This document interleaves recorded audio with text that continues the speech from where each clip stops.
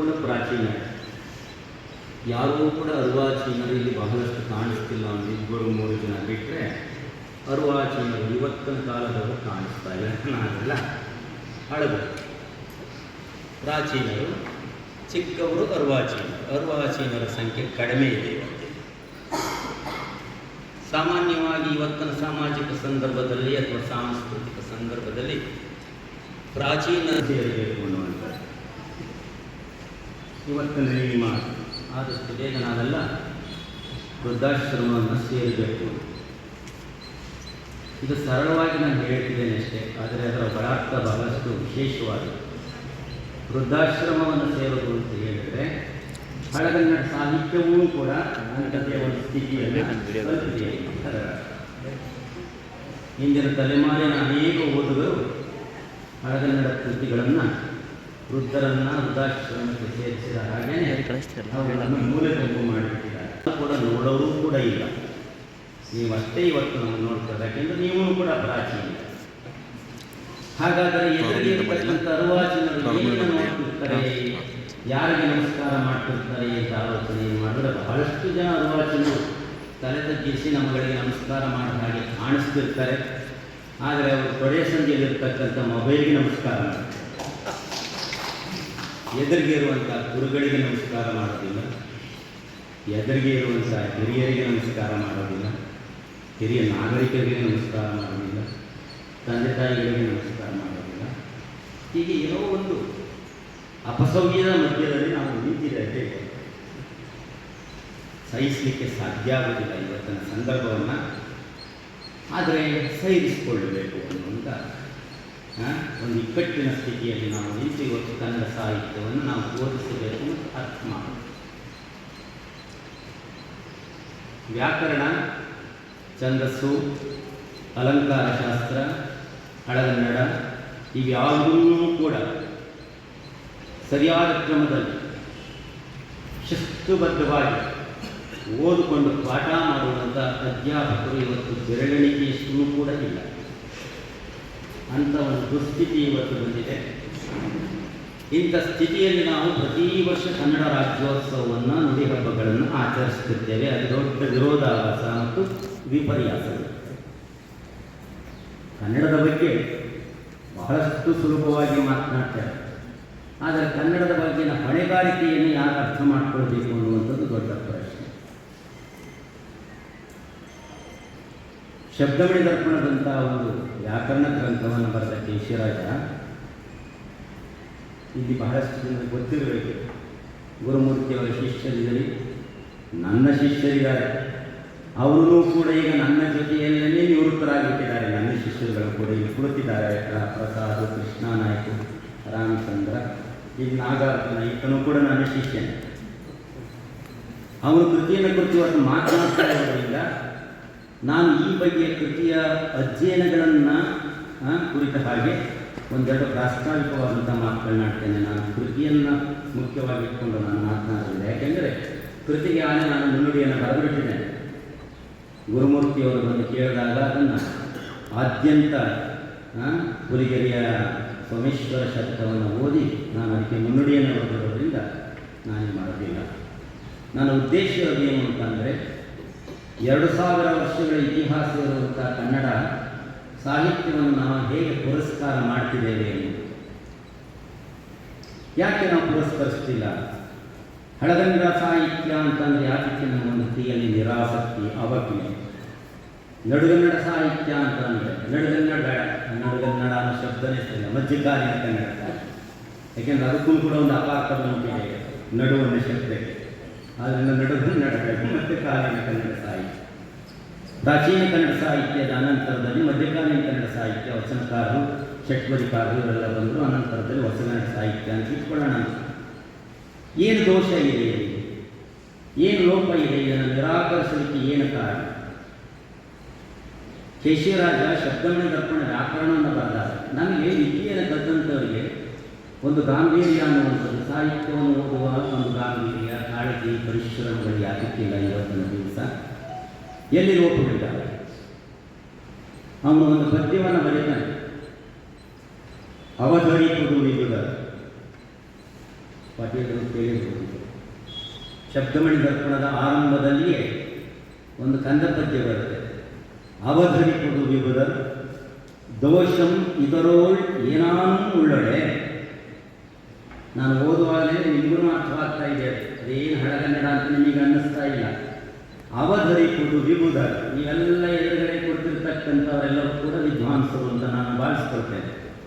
ನೀವು ಗಮನಿಸಿ, ಮೊದಲನ್ನು ಒಂದು ಕಾವ್ಯವನ್ನು ನೀವು ಅರ್ಥೈಸಿಕೊಳ್ಳಬೇಕು ಅಂದರೆ, ಒಂದು ಕಾವ್ಯ ನಮಗೆ ಅರ್ಥವಾಗಬೇಕು ಅಂತ ಹೇಳಿದ್ರೆ ಏನು ಮಾಡಬೇಕು? ಮೊದಲು ಅವಧರಿಸಬೇಕು, ಗಮನಿಸಬೇಕು. ನೀವು ಆಹ್ವಾನವನ್ನು ಮಾಡಿಕೊಳ್ಬೇಕು, ಪರಕಾಯ ಪ್ರವೇಶವನ್ನು ಮಾಡಿಕೊಳ್ಬೇಕು. ನಿಮ್ಮ ಮನೋಭೂಮಿಕೆಗೆ ಆ ಒಂದು ಕಲಾಕೃತಿ ಏನನ್ನು ಹೇಳ್ತಿದೆ ಎನ್ನುವಂಥದ್ದನ್ನು ನೀವು ಮನಸ್ಸಿಗೆ ತೆಗೆದುಕೊಳ್ಬೇಕು. ಅವಧರಿಸುವುದು ವಿಭುದ, ವಿದ್ವಾಂಸರು ಮೊದಲು ಇದನ್ನು ಗಮನಿಸಿ. ಅಂತ ಶ್ರೇಷ್ಠವಾದ ಇಡೀ ಕನ್ನಡದಲ್ಲಿ ಬಹಳಷ್ಟು ದೊಡ್ಡ ಉತ್ಕೃಷ್ಟವಾದಂಥ ವ್ಯಾಕರಣ ಕೇಶಿರಾಜನ ಶಬ್ದಮಣಿ ದರ್ಪಣ. ಈಗ ಬಿಡಿ ಕೇಶರಾಜರು ಬೇಕಾದಷ್ಟು ಜನ ನಮ್ಮ ಮಧ್ಯದಲ್ಲಿ, ಕೇಶರಾಜರಿಲ್ಲ. ಅದಕ್ಕೆ ನಿನ್ನೆ ಉದಾಹರಣೆ ಸಿಕ್ಕಿರ್ಬೋದು ನಿಮಗೆ ಪೇಪರ್ಗಳಲ್ಲೆಲ್ಲ, ವಿದ್ಯಾ ಮಂತ್ರಿಗಳು ಏನು ಅನ್ನೋದು ಚರ್ಚೆ ನಡೆಯುವಾಗ ಇದೆಲ್ಲ ಆಗಿದೆ. ಕೇಶರಾಜರುಗಳು ಇರ್ತಾರೆ ನಮ್ಮ ಮಧ್ಯದಲ್ಲಿ, ಕೇಶರಾಜರು. ಅವಧರಿಪುದು ವಿಭುದ, ವಿದ್ವಾಂಸರು ಮೊದಲು ನಿಮ್ಮ ಕೈಗೆ, ಓದುಗರಿಗೆ ಮೊದಲು ನಿಮ್ಮ ಕೈಗೆ ಒಂದು ಕೃತಿ ದಕ್ಕಿತು ಅಂತಂದರೆ, ನೀವು ಆ ಕೃತಿಯನ್ನು ಹಿಡ್ಕೊಂಡ್ರಿ ಅಂತಂದರೆ ಮೊದಲು ಏನು ಮಾಡಬೇಕು? ಅದನ್ನು ಅವಧರಿಸಬೇಕು, ಪುರಸ್ಕರಿಸಬೇಕು. ಪುರಸ್ಕರಿಸಿದ ಅನಂತರದಲ್ಲಿ ಅದನ್ನು ತೆರೆದು ನೋಡಬೇಕು. ನೋಡಿದ ನಂತರದಲ್ಲಿ ಅದಕ್ಕೆ ಪ್ರವೇಶ ಮಾಡಬೇಕು. ಪ್ರವೇಶದ ಅನಂತರದಲ್ಲಿ ಅದನ್ನು ಅರ್ಥ ಮಾಡಿಕೊಳ್ಬೇಕು. ಆವಾಗ ನಿಮಗೆ ಆ ಕೃತಿಯೊಳಗಿನ ಗುಣವೂ ಕೂಡ ನಿಮಗೆ ಅರ್ಥವಾಗುತ್ತೆ, ಲೋಕ ಕೂಡ ಅರ್ಥವಾಗುತ್ತೆ. ಅದನ್ನು ತಿದ್ದುವ ಕ್ರಮ ಇದೆಯಲ್ಲ, ತಿದ್ದುವಂಥ ಕೆಲಸವನ್ನು ಮಾಡಬೇಕಿದ್ದಾನೆ ವಿದ್ವಾಂಸ ಮತ್ತು ಓದುಗ, ವಿಮರ್ಶಕರಲ್ಲ. ಇಲ್ಲಿ ಎಲ್ಲರೂ ಕೊಡ್ತಿರ್ತಕ್ಕಂಥವ್ರೆಲ್ಲರೂ ಕೂಡ ವಿಮರ್ಶಕರೇ. ಪ್ರತಿನಿತ್ಯ ನೀವು ವಿಮರ್ಶೆಯನ್ನು ಮಾಡ್ತಾನೆ ಇರ್ತೀರಿ. ಬೆಳಗ್ಗೆ ಎದ್ದುಕೊಂಡೇನೆ ನಾನು ಏನನ್ನು ತಿಳಿಬೇಕು, ನಾನೇನನ್ನು ಕುಡಿಬೇಕು, ಇವುಗಳನ್ನೆಲ್ಲ ನೀವು ಆಲೋಚನೆ ಮಾಡುವಂಥದ್ದು ಒಂದು ಬಗೆಯ ವಿಮರ್ಶೆ. ಅವನೇನು ಹೇಳ್ತಾನೆ? ಅವಧರಿಪುದು ವಿಭುದ ದೋಷಂ ಇದರೋಳ್ ಏನಾನು ಉಳ್ಳೊಡೆ. ಒಂದು ಪಕ್ಷ ಈ ಕೃತಿಯ ಒಳಗಡೆ ಏನಾದರೂ ದೋಷ ಅನ್ನುವಂಥದ್ದು ನಿನಗೆ ಇದೆ ಅಂತ ಅನಿಸಿದ್ರೆ ಏನು ಮಾಡಬೇಕು? ಆ ಕೃತಿಯನ್ನು ಪ್ರಿಯದಿ ತಿರುತ್ತುವುದು, ಪ್ರೀತಿಯಿಂದ ಆ ದೋಷವನ್ನು ತಿದ್ದಬೇಕಂತೆ. ಆ ಕೃತಿಯ ಒಳಗಡೆ ಇರುವಂಥ ದೋಷವನ್ನು ತಿದ್ದಬೇಕು ಪ್ರೀತಿಯಿಂದ. ನೀವು ಪ್ರೀತಿಯಿಂದ ಕೃತಿಯೊಳಗಿನ ದೋಷವನ್ನು ತಿದ್ದಿದ ಅನಂತರದಲ್ಲಿ ಅದು ಗುಣಯುಕ್ತಮು, ಏನಾದರೂ ಗುಣಯುಕ್ತವಾಗಿದ್ದರೆ, ದೋಷ ವಿದೂರವಾಗಿದ್ದರೆ, ದೋಷದಿಂದ ದೂರವಾಗಿದ್ದರೆ ಅದನ್ನು ನೀನೇನು ಗುಣಯುಕ್ತಮು ದೋಷ ವಿದೂರಮು ಹಾಗೆ ಮೆಚ್ಚಿ ಕೈಗೊಳ್ಳುವುದು ಇದಂ. ಆ ಕೃತಿಯನ್ನು ನೀನು ಮೆಚ್ಚಿ ಕೈಗೊಳ್ಳಬೇಕು. ಗುಣ ಇದೆ ಅಂತ, ದೋಷದಿಂದ ದೂರ ಇದೆ.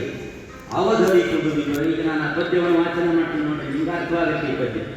ಅವಧರಿಪುದು ವಿಭುದ ದೋಷಂ ಇದರೋಳ್ ಏನಾನು ಉಳ್ಳೊಡೆ ಪ್ರಿಯದಿಂದಿರ್ದವುದು ಗುಣಯುಕ್ತಂ ದೋಷ ವಿದೂರಮಂ ಹಾಗೆ ಮೆಚ್ಚಿ ಕೈಗೊಳ್ಳುವುದು ಇದಂ. ಯಾರು ಅರ್ಥವಾಗೋದಿಲ್ಲ ಇದು? ನಿಮಗೆಲ್ಲ ಅರ್ಥವಾಯ್ತಲ್ಲ, ಆ ಪದ್ಯದ ಅರ್ಥ ನಿಮಗೆ ಸ್ಪಷ್ಟವಾಯಿತು. ಈ ಬಗೆಯ ಸ್ಪಷ್ಟತೆಯನ್ನು ಉಳ್ಳಂಥ ಅನೇಕ ಪದ್ಯಗಳ ಆಕರ ಗ್ರಂಥಗಳು, ಮಹಾಕಾವ್ಯಗಳು ನಮ್ಮ ಮಧ್ಯದಲ್ಲಿ ಬೇಕಾದಷ್ಟಿದ್ದಾರೆ. ಇವತ್ತು ಒಂದು ಕಾಲದಲ್ಲಿ ನಾವು ಸಿ ವಿ ಪಾಟೀಲರು ಇಂಥವುಗಳೆಲ್ಲ ನಮ್ಮ ವಿದ್ಯಾರ್ಥಿಗಳೆಲ್ಲರೂ ಓದುವಂಥ ಸಂದರ್ಭದಲ್ಲಿ ಮೊದಲು ನಮಗೆ ಇರ್ತಾ ಇದ್ದಂಥದ್ದು ಪಠ್ಯ ವಿಷಯಗಳು ಹಳಗನ್ನಡ ನಮಗೆ ಇರ್ತಿದ್ದದ್ದು, ಹೊಸಗನ್ನಡ ನಮಗೆ ಜಾಸ್ತಿ ಇರ್ತಿದೆ. ನಾವೆಲ್ಲ ಓದುವಾಗ 76-77 ಇಸ್ವಿನಲ್ಲಿ ನಾವು ಮಾನಸ ಗಂಗೋತ್ರಿನಲ್ಲಿ MA ಓದ್ತಿರ್ಬೇಕಾದ್ರೆ ನಮಗೆ ಪಾಠ ಮಾಡ್ತಿದ್ದಂಥ ದಿಗ್ಗಜಗಳು ಯಾರ್ಯಾರು ಅಂತ ಹೇಳಿದ್ರೆ ಎಲ್ ಬಸವರಾಜ್ ಅಂತವರು, TV ವೆಂಕಟೇಶ್ವರ ಶಾಸ್ತ್ರಿ ಅಂತವರು, ಹಾಮ ನಾಯ್ಕ ಅಂತವರು, GH ನಾಯ್ಕ ಅಂತವರು, HM ಚೆನ್ನಯ್ಯನ್ ಅಂತವರು, ತಿಪ್ಪೇ ರುದ್ರಸ್ವಾಮಿ ಅಂತವರು, ಇಂಥ ಎಲ್ಲ ಮೇಷ್ಟ್ರುಗಳು ಅತ್ಯಂತ ಸಹಜವಾಗಿ ಮುಕ್ತವಾಗಿ ಪಠ್ಯಗಳನ್ನು ಇಟ್ಟುಕೊಂಡು ಅವರಷ್ಟು ನಮ್ಮ ಹೃದಯಕ್ಕೆ ತಾಗುವಾಗೆ ಮನೋಭೂಮಿಕೆಯಲ್ಲಿ ದಾಖಲಾಗುವಾಗೆ ಪಾಠವನ್ನು ಮಾಡ್ತೀವಿ. ಇವತ್ತು ಹಳಗನ್ನಡದ ಸ್ಥಿತಿ ಹೇಗಿದೆ? ಹಳಗನ್ನಡ ಎಲ್ಲಿ? ಮಧ್ಯಕಾಲೀನ ಕನ್ನಡ ಸಾಹಿತ್ಯವನ್ನು ಸರಿಯಾಗಿ ಅರ್ಥ ಮಾಡಿಕೊಳ್ಳದೇ ಇರುವಂಥ ಸ್ಥಿತಿ ಇದೆ. ಒಂದು ವಚನವನ್ನು ಕೂಡ ನಾವು ಸರಿಯಾಗಿ ಅರ್ಥ ಮಾಡಿಕೊಳ್ಳುವಂಥದ್ದು ಬಹಳಷ್ಟು ಕಡಿಮೆ ಆಗಿದೆ. ಉಳ್ಳವರು ಶಿವಾಲಯವ ಮಾಡುವರು, ನಾನೇನ ಮಾಡಲಿ ಬಡವನಯ್ಯ ಅಂತ ಹೇಳ್ತಿದ್ರೆ ಅಲ್ಲಿ ವಾಚನ ಮಾಡುವಂಥವರು ಉಳ್ಳವರು ಶಿವಾಲಯವ ಮಾಡುವರು ವಾಚನ ಮಾಡ್ತಾರೆ. ಇದು ನಾನು ನಿಮ್ಮನ್ನು ನಗಿಸಬೇಕು ಅನ್ನೋ ಕಾರಣಕ್ಕೆ ಕೇಳ್ತಿರೋದಲ್ಲ, ವಾಸ್ತವ. ಪದ್ಯದಲ್ಲಿ ಎಲ್ಲಿ ಲಯ ಇರುತ್ತೆ, ಎಲ್ಲಿ ಪ್ರಾಸ ಇರುತ್ತೆ, ಎಲ್ಲಿ ವಿರಾಮ ಇರುತ್ತೆ, ಎಲ್ಲಿ ಅರ್ಧ ವಿರಾಮ ಇರುತ್ತೆ, ಎಲ್ಲಿ ಪೂರ್ಣ ವಿರಾಮ ಇರುತ್ತೆ, ಕೊನೆಗೆ ಓದತಕ್ಕಂಥ ನೀವು ಎಲ್ಲಿ ವಿರಾಮಕ್ಕೆ ಬದಲಾಗಿ ಆರಾಮಾಗಿ ಕೂತಿದ್ದೀರಿ ಎನ್ನುವಂಥ ಎಕ್ಸ್ಟ್ರಾ ಕೂಡ ನೋಡಬೇಕಾಗುತ್ತೆ. ಎಲ್ಲರೂ ನನ್ನ ಪಾಠವನ್ನು ಕೇಳಲಿಕ್ಕೆ ಆರಾಮವಾಗಿ ಕೂತಿದ್ದಾರ ಅಂತ ಅವರ ಮುಖಭಾವಗಳನ್ನು ಗಮನಿಸಿ ನನ್ನಂಥ ಮೇಷ್ಟ್ರುಗಳು ಪಾಠವನ್ನು ಮಾಡ್ತಿರಬೇಕು. ಒಬ್ಬೊಬ್ಬ ವಿದ್ಯಾರ್ಥಿಯ ಮುಖಗಳನ್ನು ನೋಡ್ತಾ ನೋಡ್ತಾ ಸಕಲ ಲಕ್ಷಣವು ವಸ್ತುಗತೆ ವರ್ಣಕಕ್ಕಿಷ್ಟು ವಿಕಳವಾದರೂ ದೋಷವಿಲ್ಲ. ರತ್ನಾಕರ ವರ್ಣಿ ಕಾವ್ಯ ಹೇಗಿರುತ್ತೆ, ಕನ್ನಡ ಕಾವ್ಯಗಳು ಹೇಗಿರುತ್ತೆ ಅಂದರೆ, ಅಯ್ಯಯ್ಯ ಚೆನ್ನಾದುದೇನೆ ಕನ್ನಡಿಗ. ಒಂದು ಕಾವ್ಯವನ್ನು ಓದುತ್ತಾ ಇದ್ದರೆ, ಒಬ್ಬ ಮೇಷ್ಟ್ರು ಪಂಡಿತರು ಕಾವ್ಯವನ್ನು ಓದ್ತಿದ್ರೆ ಎದುರುಗಡೆ ಕುಳಿತಿರ್ತಕ್ಕಂಥ ಬೇರೆ ಬೇರೆ ಭಾಷೆಗಳು ಕೂಡ ಇದು ನಮ್ಮ ಕಾವ್ಯ ಅಂತ ಅನಿಸ್ತದಾಗ್ಬೋದು. ಅಯ್ಯಯ್ಯ ಚೆನ್ನಾದುದು ಏನೇ ಕನ್ನಡಿಗರು, ಕನ್ನಡಿಗರ ಎದುರುಗಡೆ ಕುಳಿತಿದ್ರೆ ಈ ಕಾವ್ಯ ಅಯ್ಯಯ್ಯ ಚೆನ್ನಾಗಿ, ಅಯ್ಯಯ್ಯ ಎಂಚ ಪೋರ್ಲಾಂಡೆಂದು ತುಳುವರು. ಎಂಚ ಪೋರ್ಲಾಂಡ ಅಂದರೆ ಎಷ್ಟು ಚೆನ್ನಾಗಿದೆ ಅಲ್ವಾ? ಅಯ್ಯಯ್ಯ ಚೆನ್ನಾದುದೇನೆ ಕನ್ನಡಿಗರು, ಎಂಚ ಪುರ್ಲಾಂಡ ಎಂದು ತುಳುವರು, ಮೈಯುಬ್ಬಿ ಕೇಳ್ತಾ ಇರಬೇಕಂತ ಹಾಗೆ ಕಾವ್ಯ ವಾಚನವನ್ನು ಮಾಡ್ತಿರ್ಬೇಕು. ಅದು ಬಿಟ್ಬಿಟ್ಟು ಉಳ್ಳವರು ಶುಭಾಲಯವ ಮಾಡುವರು ಅಲ್ವಾ? ಶ್ರೀ ಚಾಮುಂಡೇಶ್ವರಿ ವಾಚನ, ಕಾವ್ಯ ವಾಚನ ಅನ್ನುವಂಥದ್ದು ಇದೆಯಲ್ಲ, ಅದು ಪ್ರತಿಭೆ ಮತ್ತು ಪಾಂಡಿತ್ಯ ಸಮ್ಮಿಲನ. ಅದನ್ನು ನೆನಪಿಟ್ಕೊಳ್ಬೇಕು. ಕಾವ್ಯ ರಚನೆ ಎನ್ನುವಂಥದ್ದು ಇದೆಯಲ್ಲ, ಅದು ಶಬ್ದಾರ್ಥ ಸಹಿತವು, ಶಬ್ದ ಮತ್ತು ಅರ್ಥ ಸಹಿತವಾಗಿರ್ತಕ್ಕಂಥ ಕಾವ್ಯವನ್ನು ನಾವು ವ್ಯಾಖ್ಯಾನಿಸುವಾಗ ಬಹಳಷ್ಟು ಎಚ್ಚರಿಕೆಗಳಿರಬೇಕು. ಆ ಕೆಲಸವನ್ನು ಗುರುಮೂರ್ತಿಯವರು ಮಾಡಿದ್ದಾರೆ ಈ ಇಳಿ ವಯಸ್ಸಿನಲ್ಲಿ. ನಮ್ಮ ತಲೆಮಾರಿನಲ್ಲ, ನಿನ್ನೆ ಮುಂದಿನ ತಲೆಮಾರು. ನಮಗೆ ಈಗ 70 ಆಯ್ತು. ಅಲ್ಲಿ ಕೂತವ್ರಿಗೆ 60-65 ಆಗಿದೆ. ನನ್ನ ಶಿಷ್ಯರುಗಳು ಇವನಿಗೆ ನಮ್ಮ ಹಿಂದೆಡೆ ಅರುವಾಚಿದೆ ಮಾತನಾಡ್ತಾನೆ, ನಮ್ಮ ಹಿಂದೆಡೆ ಬರುವಂಥ ಶಿಷ್ಯ ಇವರು. ನಾವು ಏನನ್ನು ಕಲಿಸ್ತೀವಿ, ಹಳಗಡೆ ಯಾಕೆ ಇಷ್ಟು ನಿರಾಕೃತವಾದಂಥ ನೆಲೆಗೆ ನಾವು ತಳಿದೀವಿ ಅಂತಂದರೆ ಅದು ಕಷ್ಟ. ವ್ಯಾಕರಣ ಬಹಳಷ್ಟು ಕ್ಲಿಷ್ಟವಾದದ್ದು, ಹಳಗಂಡ ಬಹಳಷ್ಟು ಓದಲಿಕ್ಕೆ ಕ್ಲಿಷ್ಟವಾದದ್ದು. ದೋಷ ಇರುವಂಥದ್ದು ಕಾವ್ಯದಲ್ಲಿ ಅಲ್ಲ, ಲೋಪ ಇರುವಂಥದ್ದು ಕಾವ್ಯದಲ್ಲಿ ಅಲ್ಲ. ಅದನ್ನು ಅರ್ಥ ಮಾಡಿಕೊಳ್ಳುವ, ಅದನ್ನು ಗ್ರಹಿಸುವ ನಮ್ಮ ಓದುಗ ವಲಯದ ದೌರ್ಬಲ್ಯ. ಒಂದು ಕಾವ್ಯ ಅಂತಂದ್ರೆ ಎಷ್ಟು ಗಂಭೀರವಾಗಿರುತ್ತೆ ಅಂತ ನೀವು ಹಳಗನ್ನಡ ಪದ್ಯವನ್ನೇ ನಾನು ಹೇಳ್ತೀನಿ, ನಿಮಗೆ ಉದಾಹರಣೆ ಕೊಡ್ತೀನಿ. ನೇಮಿಚಂದ್ರ ಅಂತ ಒಬ್ಬ ಕವಿ ಇದ್ದಾನೆ, ಅವನ ನೇಮಿನಾಥ ಪುರಾಣ ಅಂತಿದೆ. ಅದರಲ್ಲಿ ಕಾವ್ಯವನ್ನು ಕುರಿತಾಗಿ ಹೇಳ್ತಾನೆ, ಏನು ಹೇಗಿರುತ್ತೆ ಕಾವ್ಯ. ಕಾವ್ಯ ಅನ್ನುವಂಥದ್ದು ಬಹಳಷ್ಟು ಗಂಭೀರವಾದದ್ದು. ನೋಡಿ, ನಾನು ಹೇಳುವಾಗಲೇ ನಿಮ್ಗೆ ಅರ್ಥವಾಗೋಗ್ಬಿಡುತ್ತೆ. ನೀವು ಯಾವಾಗ ಸರಿಯಾಗಿ ನಿಮ್ಮ ಭಾವನೆಯನ್ನು, ಮನಸ್ಸಿನ ಭಾವನೆಯನ್ನು ಇನ್ನೊಬ್ಬರಿಗೆ ದಾಟಿಸುವಂಥದ್ದು ಇದೆಯಲ್ಲ, ಅದು ಬಹಳಷ್ಟು ವಿಶಿಷ್ಟವಾದ ಕ್ರಮ. ಸರಳವಾಗಿ ಇರಬೇಕು ಅಂತೇನಿಲ್ಲ, ಕ್ಲಿಷ್ಟವಾಗಿದ್ದದ್ದನ್ನು ಕೂಡ ನಿಮಗೆ ದಾಟಿಸಬೇಕು. ಕಡುಕಂಪಂ ಪಿಡಿಕೈಸಬರ್ಕುಮೆ, 1-2 ಸರಿ ಓದಿನಿ. ನೇಮಿಚಂದ್ರ ನೇಮಿನಾಥ ಪುರಾಣದ ಒಂದು ಪದ್ಯ, ಕಡುಕಂಪಂ ಪಿಡಿಕೈಸಬರ್ಕುಮೆ. ದಟ್ಟವಾಗಿರ್ತಕ್ಕಂಥ ಕಂಪನ್ನು ನೀನು ಹಿಡಿಲಿಕ್ಕೆ ಬರುತ್ತೇನೆಯ. ಕಡುಕಂಪಂ ಪಿಡಿಕೈಸಬರ್ಕುಮೆ, ಬಳಲ್ದು ಏಕಂದ ತಂಗಾಳಿಯಂ ಪಿಡಿಯಲು ಬರ್ತುಮೆ. ತಣ್ಣಗೆ ಗಾಳಿ ಬೀಸ್ತಾ ಇದೆ, ಅದನ್ನು ಹಿಡ್ಕೊಳ್ಳಿಕ್ಕಾಗುತ್ತೇನೆ ನೀನು. ಕಡುಕಂಪಂ ಪಿಡಿಕೈಸಬರ್ಕುಮೆ, ಬಳಲ್ದು ಏಕಂದ ತಂಗಾಳಿಯಂ ಪಿಡಿಯಲು ಬರ್ತುಮೆ. ಕುಡಿದೆಯಂ ಕೊಂಡು ಅಚ್ಚವೆಳ್ದಿಂಗಳಂ ಕುಡಿಯಲು ಬರ್ತುಮೆ. ಒಂದು ಸಣ್ಣ ಕುಡಿಕೆಯನ್ನು ತೆಗೆದುಕೊಂಡು, ನೀವು ಮಡಿಕೆ ಕುಡಿಕೆ ಇರುತ್ತಲ್ಲ, ಅದನ್ನು ತೆಗೆದುಕೊಂಡು ತಿಂಗಳ ಬೆಳಕನ್ನು ಅದನ್ನು ತುಂಬಿ ನೀನು ಕುಡಿಯಲಿಕ್ಕೆ ಸಾಧ್ಯ ಆಗುತ್ತೆ. ತರುಣಿ ಸಂಭೋಗ ಸೌಖ್ಯಗಳನ್ನು ನುಡಿಯಲು ಬರ್ತುಮೆ. ಕವಿ ಹಾಕುವ ಪ್ರಶ್ನೆಗಳೇಗಿದ್ದಾವೆ ನೋಡ್ತೀವಿ. ಒಂದು ಹೆಣ್ಣು ಮತ್ತು ಗಂಡಿನ ಅನುಭವವನ್ನು ನಾವು ಹೇಳಲಿಕ್ಕೆ ಸಾಧ್ಯ ಅಲ್ಲ, ಬಾರದು. ಈಗ ಹೇಳಿರುವಂಥ 4 ಅದಷ್ಟನ್ನು ಕೂಡ ನಾವು ಹೇಳಲಿಕ್ಕಾಗಲ್ಲ. ಇಂತುಟು ಕಾವ್ಯಾಮೃತ ಆಸ್ವಾದನ. ಕಾವ್ಯದ ಆಸ್ವಾದನ ಹೇಗಿರುತ್ತೆ ಅಂತ ಹೇಳಿದ್ರೆ, ನೀವು ಕಾವ್ಯವನ್ನು ಕೇಳಿದ ಅನಂತರದಲ್ಲಿ ಕಾವ್ಯ ಹೇಗಿತ್ತಪ್ಪ ಅಂತ ನಿಮಗೆ ಕೇಳಿದ್ರೆ ತಿನ್ಬೇಕಷ್ಟೆ. ಅಂದ್ರೆ ಅದು ಹಾಗಿತ್ತು ಹೀಗಿತ್ತು ಅಂತ ಕಾವ್ಯವನ್ನು ಹೇಳೋದಕ್ಕಿಂತಲೂ ಹೆಚ್ಚಾಗಿ ನಾನು ಅನುಭವಿಸಿದ ಹಾಗೆ ನಾನು ಆ ಕಾವ್ಯದ ರುಚಿಯನ್ನು ನಿನಗೆ ಹೇಳಲಿಕ್ಕೆ ಆಗೋದಿಲ್ಲ ಅನ್ನೋ ಹಾಗೆ ಇರಬೇಕು ಕಾವ್ಯ. ಅದನ್ನೇ ಆ ಪದ್ಯದಲ್ಲಿ ನೀನು ಚಂದ್ರ ಹೇಳ್ತಿರೋದು. ಕಡುಕಂಪಂ ಪಿಡಿಕೈಸ ಬರ್ಪುಮೆ ಬಳಲ್ದು ಏತಂದ ತಂಗಾಳಿಯಂ ಪಿಡಿಯಲ್ ಬರ್ಪುಮೆ ಕುಡಿತಯಂ ಕೊಂಡು ಅಚ್ಚಗಳ್ದಿಂಗಳಂ ಕುಡಿಯಲ್ ಬರ್ಪುಮೆ ತರುಣಿ ಸಂಭೋಗ ಸೌಖ್ಯಂಗಳಂ ನುಡಿಯಲ್ ಬರ್ಪುಮೆ ಬಾರದು ಇಂತುಟು ವಲಂ ಕಾವ್ಯಾಮೃತ ಆಸ್ವಾದನ. ಯಾರಿಗೆ ಪದ್ಯ ಅರ್ಥ ಆಗಲಿಲ್ಲ ಹೇಳಿ, ನಾನು ವೇದಿಕೆ ಹೋಗ್ತೀನಿ. ಅರ್ಥ ಆಗಿದೆಯಲ್ಲ ನಿಮಗೆಲ್ಲ? ಅರ್ಥ ಆಗಿದೆ. ಇನ್ನೊಂದೆರಡು ಸಲ 3 ಸಲ ನೀವು ಪದ್ಯಗಳನ್ನು ಹೇಳ್ತಾ ಇದ್ದರೆ ನಿಮ್ಮ ಮನೆಯವರು ಎಲ್ಲರಿಗೂ ಕೂಡ ಎಕ್ಸ್ಪ್ಲೈನ್ ಮಾಡಬೇಕು ಅಂತ ಅನಿಸ್ತದೆ. ಒಳಗೆ ಒಂದು ಜೀವನ ಮೌಲ್ಯ ಇರುತ್ತೆ, ಒಂದು ಮಾನವೀಯ ಮೌಲ್ಯ ಇರುತ್ತೆ, ಒಂದು ನೈತಿಕ ಮೌಲ್ಯ ಇರುತ್ತೆ. ಇಂಥ ಹಳಗನ್ನಡ ಕೃತಿಗಳನ್ನು ಪಂಪನಿಂದ ಎಲ್ಲಿಯವರೆಗೆ ನೀವು 18ನೇ ಶತಮಾನದವರೆಗೆ ಬಂದಿರುವಂಥ ಹಳಗನ್ನಡ, ಮುದ್ದಣನ ರಾಮಾಶ್ವಮೇಧದವರೆಗೆ, ಪಂಪನ ಆದಿಪುರಾಣದಿಂದ ಮುದ್ದಣನ ರಾಮಾಶ್ವಮೇಧದವರೆಗೆ ಎಷ್ಟು ಅಸಂಖ್ಯಾತ ಹಳಗನ್ನಡ ಕೃತಿಗಳನ್ನು. ಇವತ್ತು ಪಂಪನ ಕೃತಿಯನ್ನು ನಾವು ಓದಲಿಕ್ಕೆ ಸಾಧ್ಯ ಆಗ್ತಿಲ್ಲ. ಈ ನಿಟ್ಟಿನಲ್ಲಿ ಗುರುಮೂರ್ತಿಯವರು ಹುಲಿಗೆರೆಯ ಸೋಮನಾಥ ಚರಿತ್ರೆಯನ್ನು ತುಂಬ ಸರಳವಾಗಿ ಅದನ್ನು ಅನುವಾದಿಸಿದ್ದಾರೆ. ಶಬ್ದಾರ್ಥಗಳನ್ನು ಕೊಡ್ತಾ ಇದ್ದಾರೆ, ಭಾವಾರ್ಥವನ್ನು ಕೊಡುತ್ತಿದ್ದಾರೆ. ಅದಕ್ಕೆ ಅಪರೂಪದ ಕೆಲವು ವ್ಯಾಖ್ಯಾನಗಳನ್ನು ಕೊಡ್ತಾ ಇದ್ದಾರೆ. 3 ಘಟ್ಟದಲ್ಲಿ ಇಡೀ ಕಾವ್ಯದ 110 ಪದ್ಯಗಳು, 110 ಪದ್ಯಗಳನ್ನು ಅವರು ವ್ಯಾಖ್ಯಾನಿಸಿಕೊಟ್ಟಿದ್ದಾರೆ. ನಮ್ಮಲ್ಲಿ ಏನು ಮಾಡ್ತಾರೆ ಅಂತಂದರೆ, ತಾವು ಅರ್ಥ ಮಾಡ್ಕೊಳ್ಳೋದಕ್ಕಿಂತಲೂ ಹೆಚ್ಚಾಗಿ ಅನರ್ಥಗಳನ್ನು ಪ್ರಾಪ್ತಿ ಮಾಡುವಂಥವರು ನಮ್ಮ ಮಧ್ಯದಲ್ಲಿ ಜಾಸ್ತಿ. ವ್ಯಾಖ್ಯಾನಿಸುವಾಗ ಅನರ್ಥ ಪ್ರಾಪ್ತಿಯನ್ನು ಮಾಡ್ತಕ್ಕಂಥವರು ಬಹಳಷ್ಟು ಜನ. ಎಷ್ಟು ಸರಳವಾದಂತಹ ಪದ್ಯಗಳು ಹಳಗನ್ನಡದಲ್ಲಿದ್ದಾರೆ.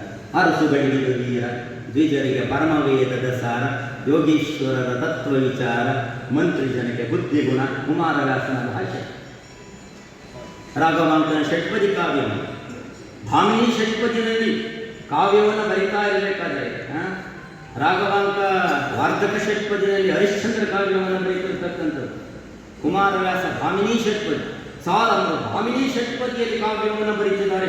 ನಮ್ಮ ಕಾಲಕ್ಕೆ ಇದು ಸರಿಯೋಗೋದಿಲ್ಲ. ಮತ್ತು ನಿನಗೆ ಯಾವ ಇರಬೇಕಪ್ಪ ಅಂತಂದರೆ ಅವನಿಗೆ ಮಿನಿ ಬೇಕಂತೆ. ಭಾಮಿನಿ ಷಟ್ಪದಿ ಬೇಕಿಲ್ಲ, ಅವನಿಗೆ ಮಿನಿ ಕಾವ್ಯಗಳು ಬೇಕು. ಮಿನಿ ಕಾವ್ಯವನ್ನು ರಚನೆ ಮಾಡತಕ್ಕಂಥವ್ರು ಬಹಳಷ್ಟು ಜನ. ಯಾವಾಗಲೂ ಕೂಡ ಹಿರಿದರೊಳೆ ಹಿರಿದರ್ಥವನ್ನು ತುಂಬತಕ್ಕಂಥದ್ದಿದೆಯಲ್ಲ, ಆ ಪ್ರಯತ್ನವನ್ನು ಸರಿಯಾಗಿ ಮಾಡಬೇಕು. ಹೌದಲ್ವಾ? ಈಗಿನ ಮಿನಿಗಳಿದ್ದಾವೆ. ನಿನ್ನ ಮುಖ ಯಾಕೆ ಕಪ್ಪಿಟ್ಟಿದೆ ಅಂತ ಯಾರು ಕೇಳಿದಂತೆ ನನ್ನ ಎದುರಿಗೆ ನನ್ನ ಹೆಂಡತಿ ಮಾಡಿದ ಒಪ್ಪಿಟ್ಟಿದೆ. ಇದು ಕಾವ್ಯ, ಒಂದು ಪದ್ಯ ಇರಬೇಕು, ಹಾಸ್ಯ ಇರಬೇಕು. ಈಗ ಅಪಹಾಸ್ಯೋತ್ಸವಗಳು ಜಾಸ್ತಿ ಆಗಿಬಿಟ್ಟಿದ್ದಾರೆ. ಹಾಸ್ಯೋತ್ಸವನೂ ಅಲ್ಲ, ಅಪಹಾಸ್ಯೋತ್ಸವ ಅಂತ ಇನ್ನೊಂದು ಬರುತ್ತೆ ಮುಂದೆ. ನಮ್ಮ ಸಾಹಿತ್ಯದ ವಲಯದಲ್ಲಿ ಹಾಸ್ಯೋತ್ಸವ ಮುಗಿಯಿತು, ಇನ್ನು ಹಾಸ್ಯವೂ ಇಲ್ಲ. ಏನು ಹೇಳಿದ್ರು ಕೂಡ ನಗೋದಿಲ್ಲ. ಯಾಕೆಂದರೆ ನಗೋದೂ ಕೂಡ ನಾವು ಮೊಬೈಲ್ ಹಿಡ್ಕೊಂಡು ಮರ್ತು ಬಿಟ್ಟಿದ್ದೀವಿ ನಾವು. ಹೌದಲ್ವಾ? ನಾವು ಬರೆಯೋದನ್ನು ಮಾಡಿ ಬೆರಳುಗಳು ಇವತ್ತು ಬಹಳಷ್ಟು ಸುಲಲಿತವಾಗಿ ಓಡೋದಿಲ್ಲ. ಯಾಕೆಂದರೆ ಈಗ ನಾವು ಯಾರೂ ಕೂಡ ಬರವಣಿಗೆ ಮಾಡೋದು, ನಾವೆಲ್ಲರೂ ಪುಟ್ಟೇಶ್ವರರು ಈಗ. ಯಾವ ಹಿಡ್ಕೊಂಡು ಎಲ್ಲ ಕೈಯಲ್ಲಿ ಕುಟ್ತಾ ಇರುತ್ತೆ. ಇವ್ರನ್ನ ಕಾವ್ಯ ನಾವೇನು ಹೇಳಿ ಪುಟ್ಟೇಶ್ವರ ಕಾವ್ಯ. ಯಾವಾಗ ಮೊಬೈಲ್ನಲ್ಲಿ ಪುಟ್ಟೇಶ್ವರರು, ಗುಜ್ಜೇಶ್ವರರು ಇಂಥ ಎಲ್ಲ ಕಥೆ ಏನೇನು ಹೇಳ್ಕೊಳ್ಬೋದು. ಎಂಥ ರೀತಿಯ ಕ್ರಮ ಬಂದುಬಿಟ್ಟಿದೆ. ಆಮೇಲೆ ಎಲ್ಲರಿಗೂ ಕೂಡ ವಿಸ್ತೃತ ರೂಪ ಅಲ್ಲ. ಮೀಮಾಂಸಕ ಒಂದು ಸೂತ್ರವನ್ನು ಹೇಳ್ತಾನೆ ನಮ್ಮ ಭಾರತೀಯ ಕಾವ್ಯಮೀಮಾಂಸ. ಶಬ್ದಾರ್ಥವು ಸಹಿತವು ವಕ್ರಕವಿ ವ್ಯಾಪಾರ ಶಾಲಿನಿ ಬಂಧೇ ವ್ಯವಸ್ಥಿತವು ಕಾವ್ಯಂ ತದ್ವಿದ್ದ ಹಲ್ಲಾದ ಕಾರ್ಯ. ಒಂದು ಕಾವ್ಯದ ಬಹಳಷ್ಟು ಮುಖ್ಯ ಉದ್ದೇಶ ಯಾವುದು ಅಂದರೆ ಆಹ್ಲಾದವನ್ನು ಉಂಟು ಮಾಡುವಂಥದ್ದು. ಒಂದು ಕಾವ್ಯವನ್ನು ಓದಿದರೆ ನಿಮ್ಮ ಮನಸ್ಸಿನಲ್ಲಿ ಒಂದು ಪ್ರಫುಲ್ಲತೆ ಬರಬೇಕು, ಆನಂದ ಅನ್ನುವಂಥದ್ದು ಬರಬೇಕು. ಸೊಗೈಸಿ ಬಂದ ಮಾಮರನೇ, ತಳಿತ ಎಲವಳ್ಳಿಯೇ, ಕೂತ ಜಾತಿ ಸಂಪಗೆಯೇ, ಕುಕಿಲ್ಲುವ ಕೋಗಿಲೆಯೇ, ಪಾಡುವ ತುಂಬಿಯೇ, ಯಾರಿಗೂ ಅರ್ಥವಾಗ್ತಿಲ್ಲ ಪಂಪನ ಅಲ್ಲಿ ಅದು ಬನವಾಸಿಯನ್ನು ವರ್ಣನೆ ಮಾಡುವಂಥ ಇಷ್ಟೊಂದು ಸೊಗಸಾದ ಪದ್ಯವನ್ನು ನಮ್ಮ 20ನೇ ಶತಮಾನದಲ್ಲಿ ಯಾರು ಬರೆದಿದ್ದಾರೆ ಹೇಳ್ರಿ? ಯಾರು ಬರೆದಿದ್ದಾರೆ?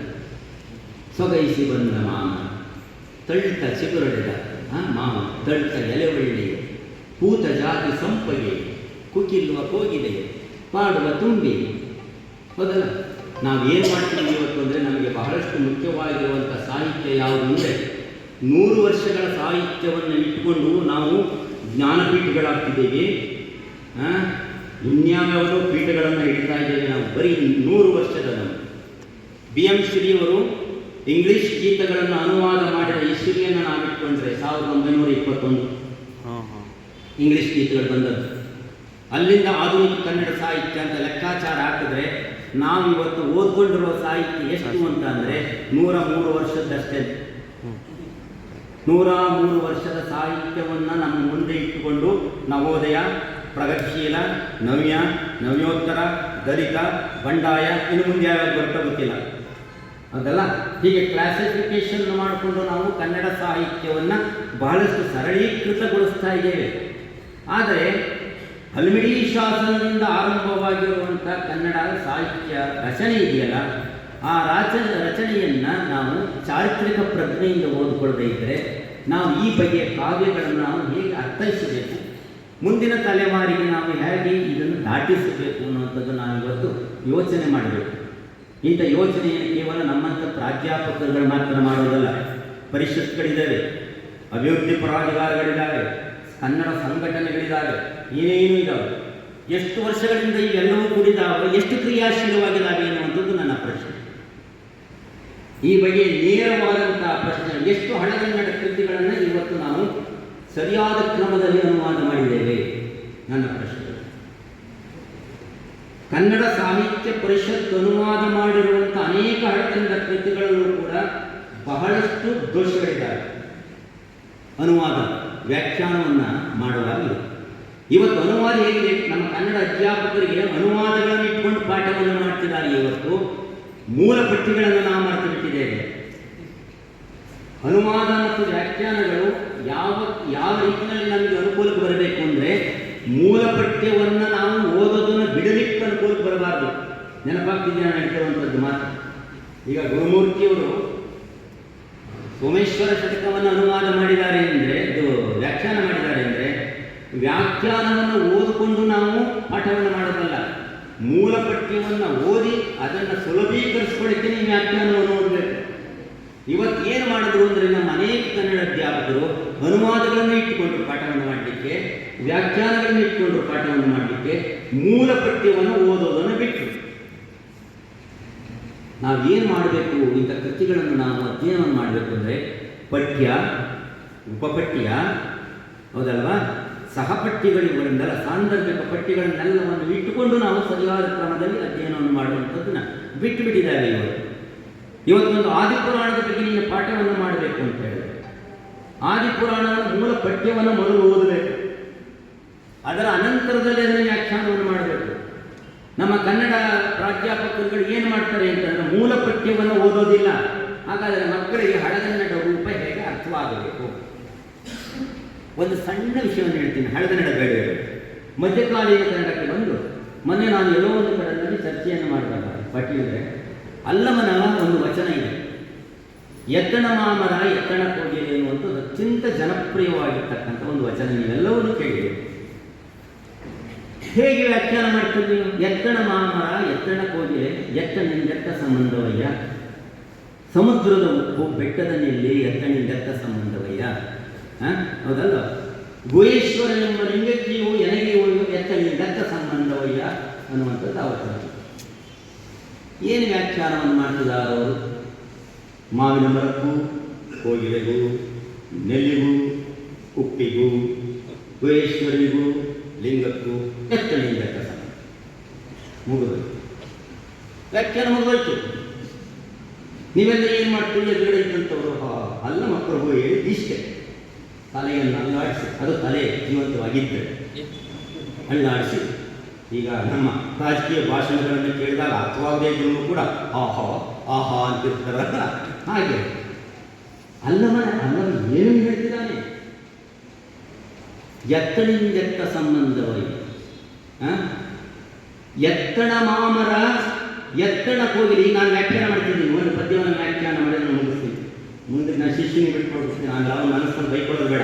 ಏನು ನನ್ನ ಕೃತಿ ಕುರಿತು ಮಾತನಾಡಿ ಕಲಿಸ್ಬಿಟ್ಟು ನೇಷ್ಟನೇ ನಾನು ಪಾಠ ಮಾಡೋಕ್ಕೆ ಶುರು ಮಾಡ್ತಾರೆ. ನಾನು ಪಾಠ ಕೇಳಿ ಕೇಳಿ ಕೇಳಿ ಅವ್ರಿಗೆ ಬೇಸರಾಗಿರ್ಬೋದು. ಅದನ್ನೇ 2 ವರ್ಷ ಪಾಠ ಕೇಳಿರ್ತಾರೆ. ಅಲ್ಲಿ ಕೂತಿದ್ರು ಪಾಠ ಕೇಳಿರೋದಿಲ್ಲ ನನ್ನ ಹತ್ರ. ಏನದು? ಒಂದು ವಚನದ ವ್ಯಾಖ್ಯಾನವನ್ನು ಮಾಡುವಾಗ ಗುರುಮೂರ್ತಿಯವರು ಎಷ್ಟು ಆಸಕ್ತಿ ಕೇಳ್ತಾ ಇದ್ದಾರೆ. ನಾನು ಮನೆಗೆ ಬಂದಾಗ ಕೂಡ 1 ಗಂಟೆ ನಾಗರಾಜು ಗುರುಮೂರ್ತಿಯವರು ಚಲ್ಲಿಯವ್ರ ಹತ್ರ ಕೂತ್ಕೊಂಡ್ರೆ ಟೈಮ್ ಗೊತ್ತಾಗಲ್ಲ ಅಂತ ಒಂದು ಇವರು ಹೇಳೋದು. ಹೌದಲ್ಲ?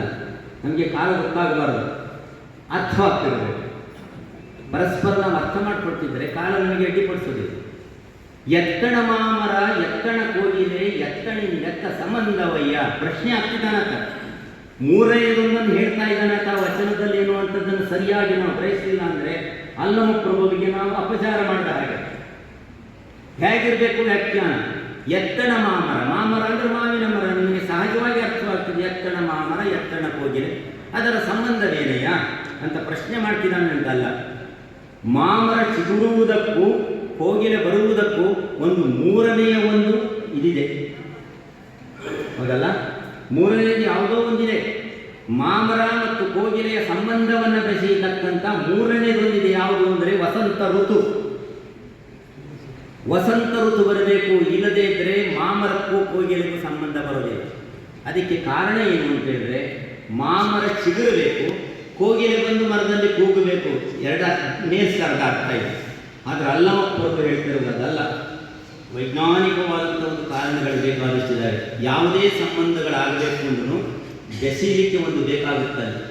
ಈಗ ನಮ್ಮ ಸಂಬಂಧವನ್ನು ಬೆಸೀಬೇಕು ಅಂತಂದರೆ ಒಂದು ಕೃತಿಯ ವ್ಯಾಖ್ಯಾನಕಾರರು ಅವರನ್ನು ಕರೆಸಿ ಕೂರಿಸ್ಕೊಂಡಿರ್ತಕ್ಕಂಥ ಸಿರಿಗೆರೆ ನಾಗರಾಜ ಇದನ್ನೆಲ್ಲ ಕೇಳ್ಕೊಂಡಿರ್ತಕ್ಕಂಥ ನೀವು ಎಲ್ಲರ ಸಂಬಂಧ ಹಾಗೆ. ಮಾವಿನ ಮರ ಚಿಗುರಿದ ಕೂಡಲೇ ಕೋಗಿಲೆ ಯಾಕೆ ಕಲ್ಲು ಬರುತ್ತೆ ಅಂದರೆ, ನೀವು ಯಾರಾದರೂ 6 ತಿಂಗಳು ಕೋಗಿಲೆ ಕೂಗಿರುವಂಥದ್ದನ್ನು ನನಗೆ ತೋರಿಸಿ. ಸೈಂಟಿಸ್ಟಲ್ಲಿ ಶುರುವಾಗಿ 6 ತಿಂಗಳು ಕೋಗಿಲೆ ಕೂಗೋದಿಲ್ಲ. ಯಾರಾದರೂ ಗಮನಿಸಿದರ? ಪ್ರಾಕೃತಿಕವಾಗಿ 6 ತಿಂಗಳು ಗಂಟಲು ಕಟ್ಟಿರುತ್ತೆ ಕೋಗಿಲೆಗೆ. ಗಂಟಲು ಕಟ್ಟಿರತಕ್ಕಂಥ ಕೋಗಿಲೆಯ ಕಂಠ ಚರಿಬೇಕು ಅಂದರೆ ಮಾವಿನ ಚಿಗುರನ್ನು ತಿಂದು ಬಿಟ್ಟದ್ದು ಕೂಗಬೇಕು. ಅರ್ಥ ಆಗ್ತಿದೆಯಾ? ಮಾವಿನ ಮರಕ್ಕೂ ಕೋಗಿಲೆಗೂ ಇರುವಂಥ ಸಂಬಂಧಕ್ಕೆ 3ನೇದು ಯಾವುದು ಕಾರಣ ಆಗಿದೆ ಅಂದರೆ ವಸಂತ ಋತು. ವಸಂತ ಋತುವಿನ ಕಾರಣದಿಂದ ಮಾವಿನ ಮರ ಚಿಗುರಿದೆ. ಚಿಗುರಿದ ಮಾವಿನ ಕುಡಿಗಳನ್ನು 6 ತಿಂಗಳು ಕಟ್ಟಿರುವ ಗಂಟಲನ್ನು ತೆರೆಯಲಿಕ್ಕೆ ಕೋಗಿಲೆ ಬಂದು ತಿಂದಾಗ ಅದರ ಗಂಟಲು ತೆರೆದುಕೊಂಡು ಧ್ವನಿಯನ್ನು ಮಾಡಿ. ಇದು ಒಂದು ಹೋಲಿಕೆ. ಬೆಟ್ಟದಲ್ಲಿ ಸಮುದ್ರದೊಳಗಣ ಉಪ್ಪು ಎತ್ತಣಿಂದೆತ್ತ ಸಂಬಂಧವಯ್ಯ. ಹೆಣ್ಣು ಮಕ್ಕಳಿಗೆ ಇದು ಬಹಳಷ್ಟು ಚೆನ್ನಾಗಿರುತ್ತೆ. ನೆಲ್ಲಿಕಾಯಿ ಉಪ್ಪಿನಕಾಯಿ ಹಾಕೋರು ಅವರೇನೆ. ಉಪ್ಪಿನಕಾಯಿ ಹಾಕಿ ಪಿತ್ತ ನೆತ್ತಿಗೆ ಹಾಕಿ ಮಾಡೋರು ನೀವೇನೆ. ನನಗೆ ಇರಲಿ, ಅದು ಬೇರೆ. ನೆಲ್ಲಿಕಾಯಿ ಮತ್ತು ಉಪ್ಪು ಎರಡನ್ನೂ ಕೂಡ ತಿಂದಾಗ ಏನು ರುಚಿ ಬರುತ್ತೆ? ಎಂಥ ಸೊಗಸಾದಂಥ ರುಚಿ ಬರುತ್ತಲ್ಲ. ಬರೀ ಪ್ರತ್ಯೇಕ ತಿನ್ನಿರಿ ನೀವು. ಉಪ್ಪಿನ ಪ್ರತ್ಯೇಕ ತಿನ್ನಿರಿ, ನೆಲ್ಲಿಕಾಯಿನ ಪ್ರತ್ಯೇಕ ತಿನ್ನಿರಿ, ಏನು ರುಚಿ? ಅವೆರಡನ್ನೂ ಸೇರಿಸಿ ತಿಂದಾಗ ಚಪ್ಪರಿಸುವಾಗಿರುತ್ತಲ್ಲ. ಆ 2 ನೆಲ್ಲಿಕಾಯಿ ಉಪ್ಪಿನ ರುಚಿಯನ್ನು ಕೊಡ್ತಾ ಇರ್ತಕ್ಕಂಥದ್ದು 3ನೇದು ಯಾವುದು? ಜಿಹ್ವೆ, ನಾಲಿಗೆ. 3ನೇದು ಜಿಹ್ವೆ. ಗುಹೇಶ್ವರನೆಂಬ ಲಿಂಗಕ್ಕೆಯೂ ಎನಗೆಯೂ ಎತ್ತಣಿಂದಕ್ಕ ಸಂಬಂಧ. ಲಿಂಗ ಮತ್ತು ಅಂಗಕ್ಕೆ ಇರುವಂಥ ಸಂಬಂಧವನ್ನು ಬೆಸ್ತಾ ಇರ್ತಕ್ಕಂಥದ್ದು ಯಾವುದು? ಗುರು ದೀಕ್ಷೆಯನ್ನು ಕೊಟ್ಟಿರುವಂಥದ್ದು. ಅರ್ಥ ಆಯ್ತಲ್ಲ ಈಗ ನಿಮ್ಗೆ ವಚನ? ಎತ್ತಣ ಮಾಮರ ಎತ್ತಣ ಕೋಗಿಲೆ ಎತ್ತಣಿಂದೆತ್ತ ಸಂಬಂಧವಯ್ಯ. ಬೆಟ್ಟದ ನೆಲ್ಲಿ ಸಮುದ್ರದೊಳಗಣ ಉಪ್ಪು ಎತ್ತಣಿಂದೆತ್ತ ಸಂಬಂಧವಯ್ಯ. ಹೌದಲ್ಲ? ಗುಹೇಶ್ವರನೆಂಬ ಲಿಂಗಕ್ಕೆಯೂ ಎನಗೆಯೂ ಎತ್ತಣಿಂದೆತ್ತ ಸಂಬಂಧವಯ್ಯ. 3ನೇದಲ್ಲಿದೆ ವಚನದೊಳಗಡೆ. ನೀನು ನಿಜವಾದ ಭಕ್ತ ಆಗಬೇಕು ಅಂದರೆ, ನೀನು ನಿಜವಾದಂಥ ಲಿಂಗಧಾರಿ ಆಗಬೇಕು ಅಂದರೆ, ಗುಹೇಶ್ವರ ನಿನ್ನ ಜೊತೆಯಲ್ಲಿ ನೆಲೆಗೊಳ್ಳಲಿ ಎನ್ನುವುದಾದರೆ ನಿನಗೆ ಒಬ್ಬ ದೀಕ್ಷೆ ಕೊಡ್ತಕ್ಕಂಥ ಗುರು ಇರಬೇಕು. ಈ ನೆನಪು ಅಲ್ಲಮ ಪ್ರಭುವಿಗೆ ಯಾಕೆ ಬಂತು ಅಂದರೆ ಅವನಿಗೆ ದೀಕ್ಷೆಯನ್ನು ಕೊಟ್ಟಂಥ ಅನಿಮಿಷ ಗುರುವಿನ ನೆನಪು ಅವನಿಗಿದೆ. ಆ ವಚನವನ್ನು ಬರೀಬೇಕಾಗುತ್ತೆ. ಇದು ಒಂದು ವಚನಕ್ಕೆ ಇಷ್ಟು ಕೊಟ್ಟ ವ್ಯಾಖ್ಯಾನ ಇದೆ. ಹೀಗೆ ವ್ಯಾಖ್ಯಾನವನ್ನು ಮಾಡುವಾಗ, ಕಾವ್ಯಗಳನ್ನು ವ್ಯಾಖ್ಯಾನ ಮಾಡುವಾಗ ಮೊದಲು ನಾವು ಕಾವ್ಯ ಸಮುದ್ರದ ಒಳಗಡೆ ಮುಳುಗಬೇಕು. ನಮ್ಮಲ್ಲಿ ಇವತ್ತು ಏನು ಮಾಡ್ತಾರೆ ಅಂದರೆ ಮುಳುಗು ಅಂತಂದರೆ ಮುಳುಗೇ ಬಿಡ್ತಾರೆ, ನೆನಪು ಬರೋದೇ ಇಲ್ಲ. ಸಮುದ್ರ ಮುಳುಗಪ್ಪ ಅಂದರೆ ಸಮುದ್ರದ ತಳದಲ್ಲಿ ರತ್ನ ಇದೆಯಂತೆ, ಮುಳುಗಿ ನೋಡೋಣ ಅಂತ ನೋಡ್ರಪ್ಪ ಅಂತಂದರೆ ಹೆಂಗೂ ರತ್ನ ಸಿಗುತ್ತಲ್ಲ, ಮೇಲಕ್ಕೆ ಬಂದು ಯಾರಾದರೂ ಕಿತ್ಕೊಂಡ್ಬಿಡ್ತಾರೆ ಅಂತೇಳಿ ಮೇಲಕ್ಕೆ ಬರೋದಿಲ್ಲ. ಇಂಥ ಸಂದರ್ಭಗಳಲ್ಲಿ ನಾವು ನಿಂತು ಅನೇಕ ರೀತಿಯ ಕಾವ್ಯಗಳನ್ನು, ಅದಕ್ಕೆ ನಾನು ಹೇಳಿದೆ ಒಂದು ಮೀಮಾಂಸೆ ಶಬ್ದಾರ್ಥವು ಸಹಿತವು, ಶಬ್ದಮರ್ಥ ಅರ್ಥ ಸಹಿತವಾದದ್ದು ಕಾವ್ಯ. ವಕ್ರಕವಿ ವ್ಯಾಪಾರ ಶಾಲಿನಿ, ಆ ಸೂತ್ರವನ್ನು ಓದುವ ಕೆಲವರು ಈ ತಪ್ಪಾಗಿ ಅರ್ಥ ಮಾಡ್ಕೊಂಡ್ರು ಗೋಸ್ವಾಮಿ ಅವರಂದರೆ ವಕ್ರಕವಿ ವ್ಯಾಪಾರ ಅಂತಂದರೆ ಕವಿಯ ವಕ್ರ ವ್ಯಾಪಾರ ಅಂತ ವ್ಯಾಖ್ಯಾನ ಮಾಡಿದ್ದಾರೆ ಅವರು. ಯಾರು? ನಗರಕನ ಕವಿಯ ವಕ್ರಕವಿ ವ್ಯಾಪಾರ ಅಂತ. ವಕ್ರತೆ ಅಂದರೆ ಸೌಂದರ್ಯ, ಮೂಲ ಅರ್ಥ, ಡೊಂಕು ಅಂತಲ್ಲ. ವಕ್ರಕವಿ ವ್ಯಾಪಾರ, ಕವಿ ಸೃಷ್ಟಿಸುವಂಥ ಚಳುವು ಸೌಂದರ್ಯ ಇದೆಯಲ್ಲ, ಅದು ಕಾವ್ಯದ ವ್ಯಾಪಾರ. ವಕ್ರಕವಿ ವ್ಯಾಪಾರ ಶಾಲಿನಿ ಬಂಧೆ, ಇವೆಲ್ಲವೂ ಸೇರಿದಾಗ ವಕ್ರಕವಿ ವ್ಯಾಪಾರ ಶಾಲಿನಿ ಬಂಧೆ ವ್ಯವಸ್ಥಿತವು. ಕವಿಯ ವಕ್ರ ವ್ಯಾಪಾರ, ಶಬ್ದ ಮತ್ತು ಅರ್ಥ ಇವುಗಳೆಲ್ಲವೂ ಕೂಡ ಬಂಧಿಸಲ್ಪಟ್ಟಂಥ ಕಾವ್ಯ. ಅದು ಯಾವುದು? ತದ್ವಿದ್ಧ ಅಲ್ಲಾದ ಕಾರಣಿ. ಇವೆಲ್ಲವೂ ಸೇರಿರ್ತಕ್ಕಂಥದ್ದು ತದ್ವಿಧವಾದ, ಅದರ ಉತ್ಪನ್ನ ಯಾವುದು? ಅಹಲ್ಲಾದವನ್ನು ಉಂಟು ಮಾಡಿ. ಹೀಗೆ ಹಳಗನ್ನಡ ಕಾವ್ಯವನ್ನು, ಮಧ್ಯಕಾಲೀನ ಕನ್ನಡ ಸಾಹಿತ್ಯವನ್ನು ನಾವು ಅರ್ಥ ಮಾಡಿಕೊಳ್ಬೇಕಾದ್ರೆ, ವ್ಯಾಖ್ಯಾನಿಸಬೇಕಾದ್ರೆ ಇವತ್ತು ನಮ್ಮಲ್ಲಿ